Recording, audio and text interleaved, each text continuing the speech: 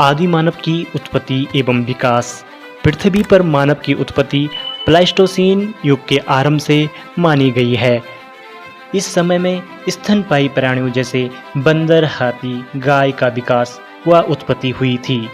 अधिकांश विद्वानों के अनुसार आज से लाखों वर्ष पूर्व नर बानरों के रूप में मानव की उत्पत्ति हुई। पहले ये नर बानर वृक्षों पर रहते थे, लेकिन समय के साथ ये नर बानर वृक्षों से उतरकर अपने पिछले पैरों पर चलने लगे और पृथ्वी के धरातल को ही अपना निवास स्थान बना लिया और इस तरह मानव कहलाने लगे। आदि मानव अपने जीवन में खानाबदोश जीवन जीते थे। भोजन और आश्रय की तलाश में एक स्थान से दूसरे स्थान में झुंड बनाकर घूमते थे। वे पेड़ों के फल व जानवरों का शिकार कर अपना भोजन प्राप्त करते थे। जब एक जगह में फल व जानवरों को खाकर खत्म कर देते थे तो अन्य स्थान तलाश करते थे। आदि मानव का जीवन शिकार एवं फलों के खाद्य संग्रह पर निर्भर था। खाद्य संग्रहण करने के कारण यह काल खाद्य संग्रहण काल के रूप में जाना जाता है। पानी के लिए आदि मानव नदियों, तालाबों व झरनों पर निर्भर था। भारत के कई जगहों पर आदि मानव द्वारा प्रयोग किए गए औजार प्राप्त किए गए हैं। आदि मानव शिकार किए गए जानवरों के खाल या पेड़ों की पत्तियों से बने कपड़े पहनता था।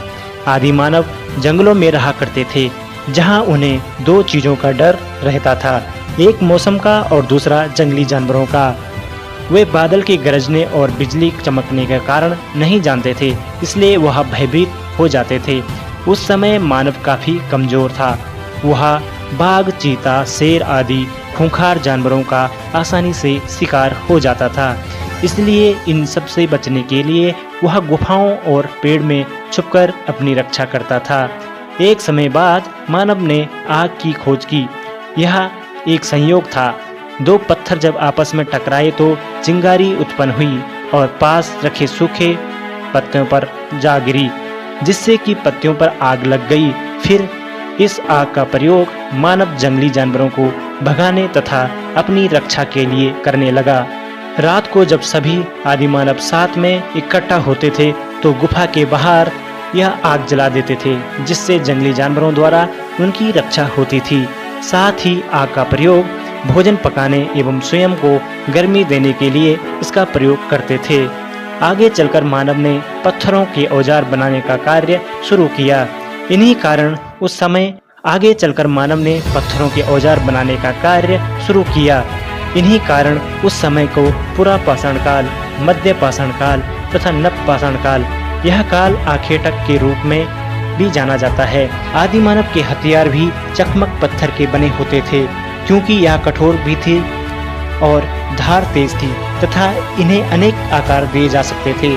इसके अलावा मानव पत्थरों के साथ साथ हड्डियों के हथियार भी बनाया करते थे। इससे मानव को अनेक लाभ मिले। वह पेड़ों की टहनियाँ काटने लगा, जमीन खोदने लगा, जानवरों के मांस को काटने का साथ साथ इसका प्रयोग करने लगा।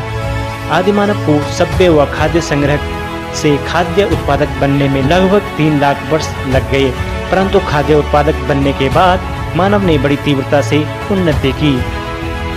मानव जैसे जैसे विकसित होते गया वह अनेक खोजें करने लगा। उसके बाद उसने पशुपालन, धातुओं की खोज, पहिए की खोज, फसलों को उगाने का कार्य किया तथा आधुनिक रूप में बदलाव की बड़ी महत्वपूर्ण भूमिका निभाई।